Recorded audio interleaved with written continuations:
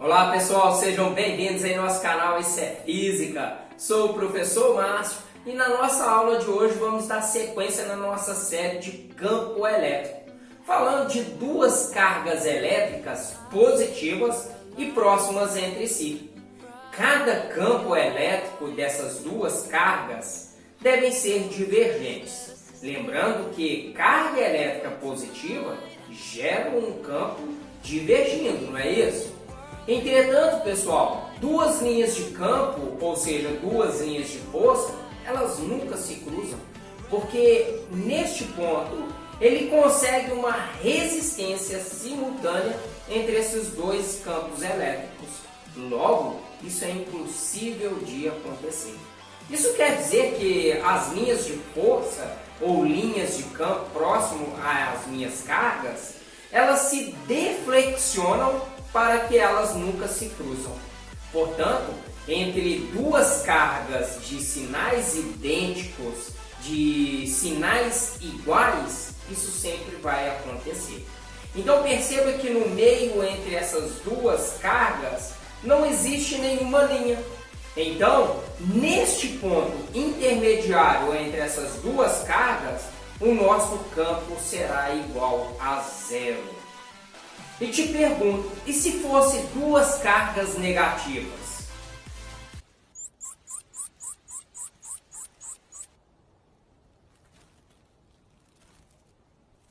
A única coisa que vai mudar é o sentido das linhas de força para essas cargas negativas, já que cargas negativas geram um campo convergindo, as linhas de campo entrando na minha carga. Agora vamos apresentar para duas cargas de sinais contrários. Então, as cargas positivas, nós vamos apresentar que essas linhas de campo estão saindo. E para as cargas negativas, essas linhas de campo estão entrando. Sendo assim, essas linhas de campo, elas se originam da minha carga positiva e terminam na minha carga negativa. Isso implica que temos duas cargas de sinais contrários. E outra coisa importante, pessoal, é que o campo elétrico entre essas duas cargas nunca serão igual a zero.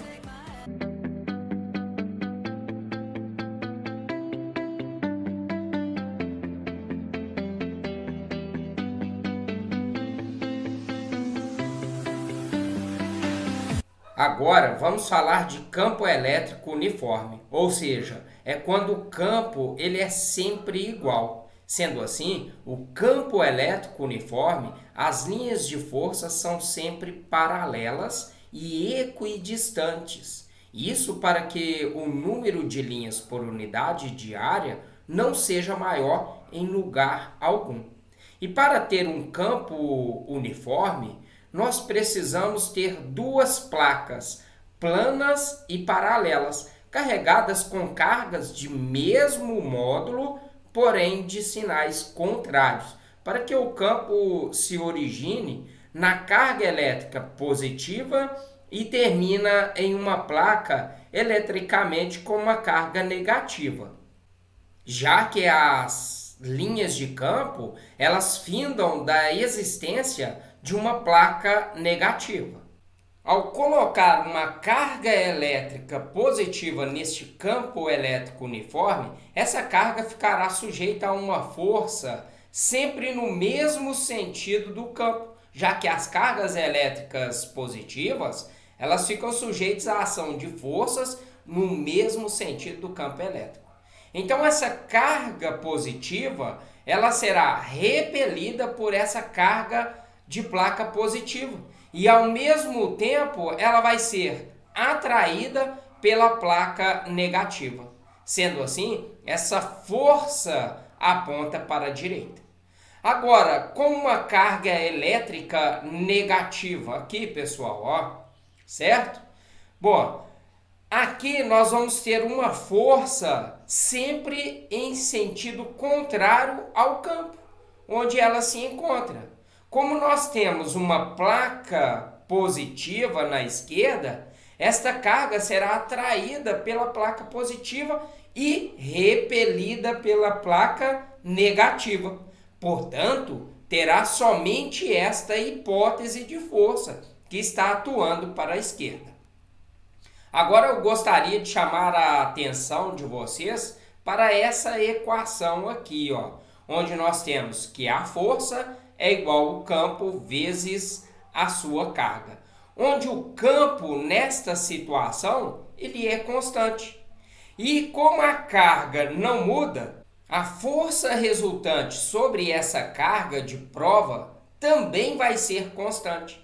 A partir deste momento, a gente já entra na dinâmica. Ou seja, quando a força resultante ela é constante, a aceleração que o corpo sofre também será constante, pessoal. E quando a aceleração é constante em módulo, direção e o sentido, nós abrimos duas possibilidades. A primeira possibilidade é um movimento uniformemente variado. E a outra será uma trajetória de um lançamento na horizontal, que é uma trajetória parabólica. Vamos entender isso melhor. Vejam bem. Vamos pressupor que uma carga positiva ela parta do repouso e após algum tempo ela vai sofrer uma aceleração no mesmo sentido que a força resultante. E lembrando pela segunda lei de Newton que força resultante é o produto da sua massa vezes a aceleração. Então nós dizemos que essa partícula ela tem um movimento uniformemente acelerado. Por outro lado, a partícula negativa partindo do repouso, como a força ela tem sentido contrário ao seu campo, logo a aceleração também será contra o seu campo. Nessa situação, nós devemos nos atentar para onde aponta a sua velocidade inicial. Ou seja, se a velocidade inicial se opuser ao sentido da aceleração que este corpo está sujeito, ele será um movimento retardado. Melhor dizendo, uma carga positiva e a favor do campo, e a força também será para o mesmo sentido. Sendo assim, nós dizemos que ele é acelerado. Agora, uma carga negativa, onde a força tem sentido contrário ao campo, logo a sua aceleração também será contra o campo. E se a velocidade inicial é oposta a esta aceleração, nós dizemos que é um movimento retardado. Já quando é a favor, dizemos que ele é acelerado. Simples assim, tudo bem? More like, well, don't.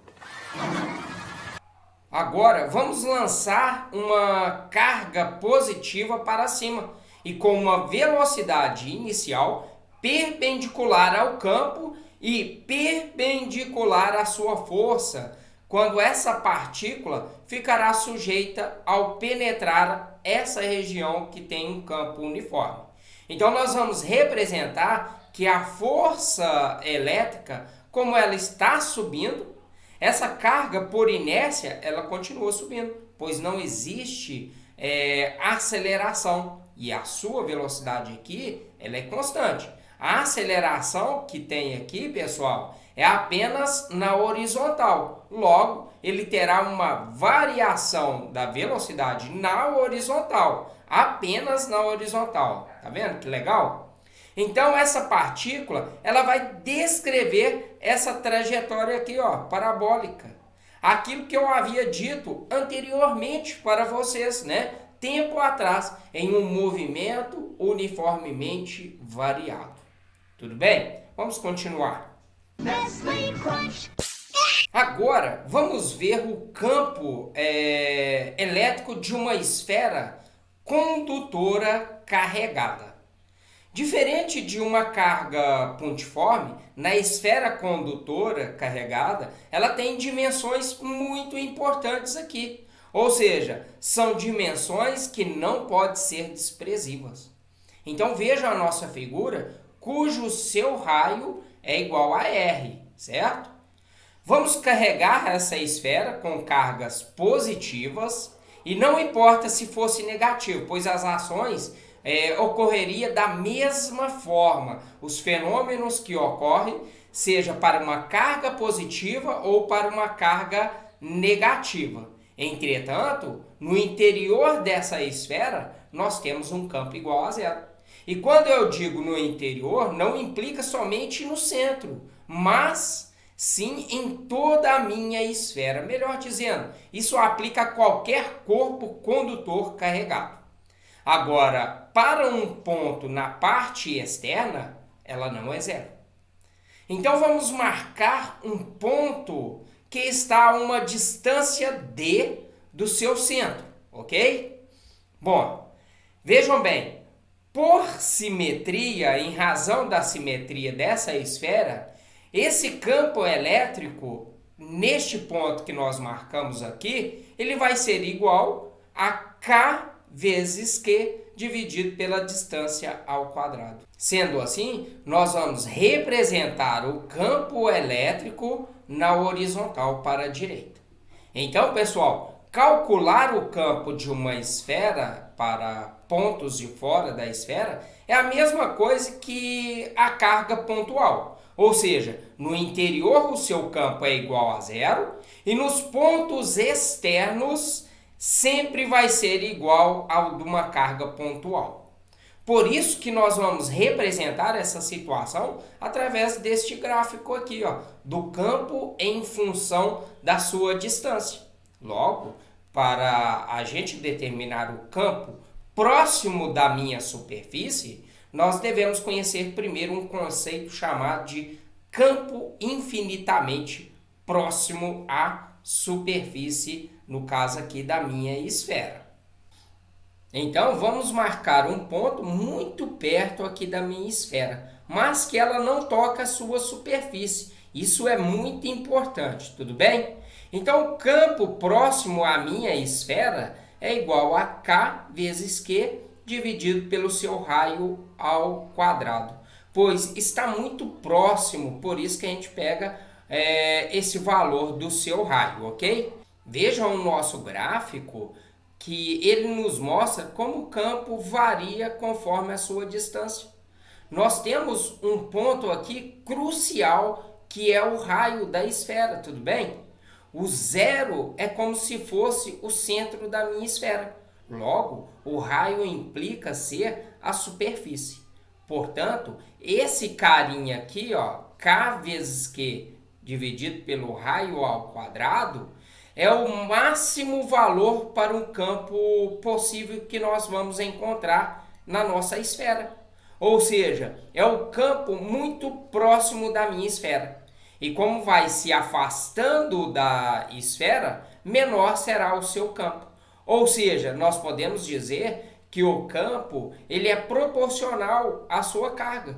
O que isso significa? Significa que se a carga dobra, o campo também dobra. Se a carga triplica, o campo triplica. E isso para esse mesmo ponto, tudo bem? É uma relação linear de primeiro grau e direta. Outra coisa, nós podemos dizer que o campo ele é inversamente proporcional à sua distância. Ou seja, quanto maior a sua distância, menor será o seu campo. E se a distância equivale ao campo, logo, se eu dobrar a minha distância, o campo ficará reduzido a 1/4. E quando triplica a sua distância, o campo ficará reduzido a 1/9. Por isso que nós temos essa curva que se aproxima da distância, ok? Agora, se o condutor não for esférico, ou seja, condutores com formatos diferentes, anesféricos, sendo assim, algumas regiões nós teremos pontas. E quando eletrizarmos este condutor, que neste caso aqui com carga positiva, é que nas pontas nós teríamos uma maior aglomeração de cargas elétricas.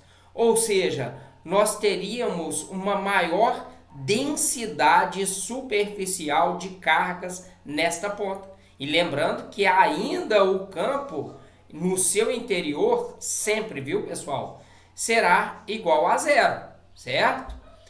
É por isso que o campo, nessa região próximo pontiagudo, vamos dizer assim, o seu campo é maior. E isso explica o funcionamento dos para-raios. O fato de o campo ser mais intenso nas pontas faz com que o campo ele vença o que nós chamamos de rigidez dielétrico do ar. E, consequentemente, teremos uma descarga elétrica exatamente no para-raio, pois neste lugar o campo ele é muito intenso. E para corroborar para este efeito, ele é instalado na parte mais alta, ou seja, com grande altitude.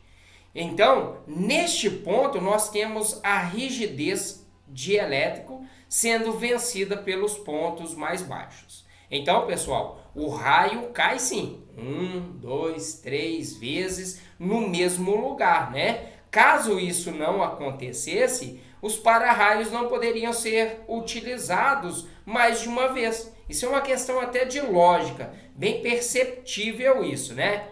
Então, essa situação nos mostra que não existe um isolante perfeito, pois a rigidez dielétrica já nos diz isso. Ela é vencida por uma descarga elétrica, no qual é maior o campo que determina o material, ou seja, que ele suporta, né, se comportando como um isolante. Sendo assim, ela é vencida a rigidez dielétrica e o material que era um isolante passa a ser um condutor. Portanto, volto a falar com vocês, não existe um isolante perfeito.